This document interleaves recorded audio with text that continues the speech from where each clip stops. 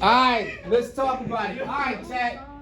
So y'all should have notes out already on this one. We talking these circles that we get into. The only thing that's gonna change, and you gotta lock in, I'm gonna explain all of this over here. I'm gonna show you exactly what all of this means. I know it looks like hieroglyphics for now, but it's gonna make perfect sense when we cover this first. With the circles that we dealing with, y'all, they calculate circles into two things. They calculate circles in this thing called degrees and radians. Did we talk about how to convert radians to degrees yet? Yeah, but I forgot. All right, cool. If you forgot, let me refresh you real quick, fam. Let me got you right here.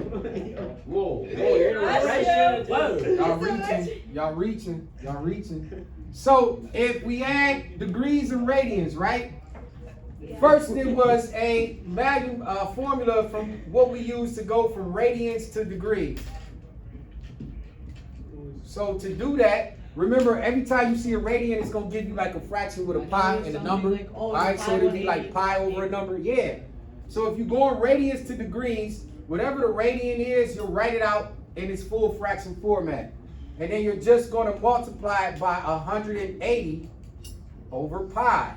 That's how we get that radians to degrees. If we want to go back from degrees to radians, if we end up going from degrees to radians, now we just invert this fraction and multiply it by degrees. So from going from degrees to radians, you'll write out the degree, and you got to use your symbols, chat. It'll be like that kind of symbol. And you're going to multiply it times, pardon me real quick. You got it. You're going to multiply that times pi over 180. All right? That's important because in this section that we're dealing with the sectors in the arc length, you're going to sometimes have to give the answer in degree measurements. And you have to sometimes give it to you in radian measurements. Sometimes when they give you the theta might be as a radian, and the answer going to be in the degree. So you got to know how to convert from back and forth. Let me know when y'all get that so I can skip past this and then we can keep going. We good on this? We focused last class too. We got it? So y'all good on that, right? So hold on, let's practice one, because y'all said y'all forgot how to do it. So if I had, what's this about? If I had 73 degrees and I needed to get that in radians, talk to me. 73 degrees would be what? 73 times pi over a buck 80. Try to find something that you can simplify. How about we do this one? I'll make it 75 for the case of argument, just so it won't come out nasty. All right, now what can I simplify between 75 and 80? I can use what number? 5. Go ahead and divide both of them by 5. I think 75 and 5 is what? 13? No, 75 and 5 is 15. Yeah, 15. So this becomes 15 here. And 180 and 5 is 36. I think we can go further, chat. We can simplify those further even more by simplifying 15 and 36 by 3. Makes that 5, and I think this becomes 12. So what would be your 75 degrees is what as a radian? 5 pi over 12. You got it. 5 pi over 12. That was a good example of one going from degree to radian. Now, let's say, just for the sake of the argument, you want to go backwards.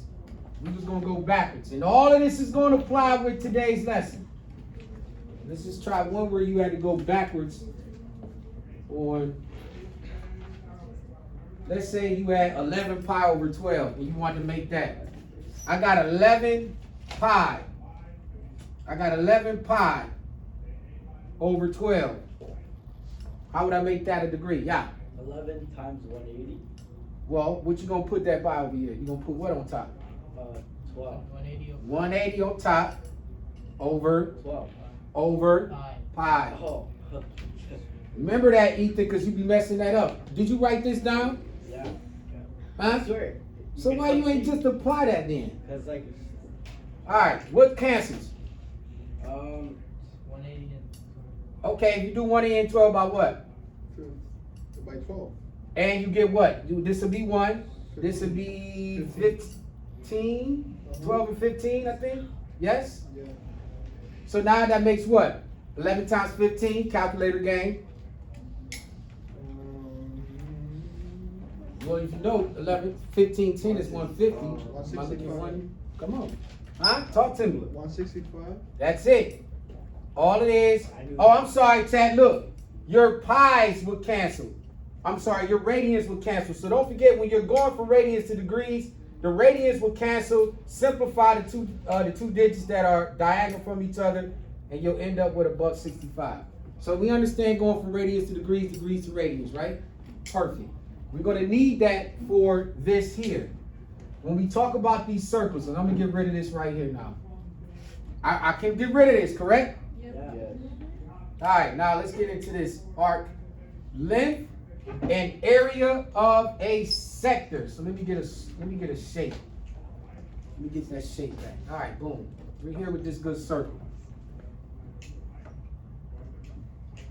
So we're eventually going to start going into inscribed angles and different things of that nature. We'll have a center here with a center angle. All right. Usually what they'll put here, they'll put your theta in here. Your theta that's going to be here is going to be in radians, or it's going to be in degrees with the theta. All right. There's two things that you're going to use to calculate here. The first thing that we're going to calculate, and I should have did this in blue like this. Maybe I should do it like that, so everything can stay the same. The first thing we're going to calculate here is this arc length. That's this line here in green.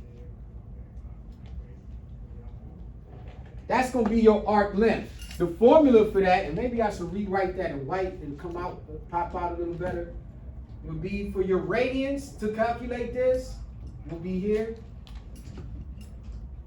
X theta. And we're going to try a couple.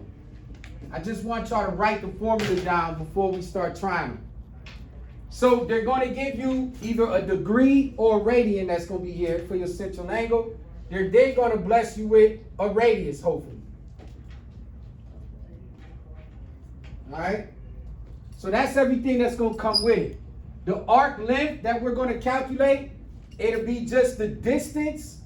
And usually what they'll do is if they highlight arcs, the way that they write arcs out, let's say if there's a point A and a point B, they'll highlight it and say, this is arc AB.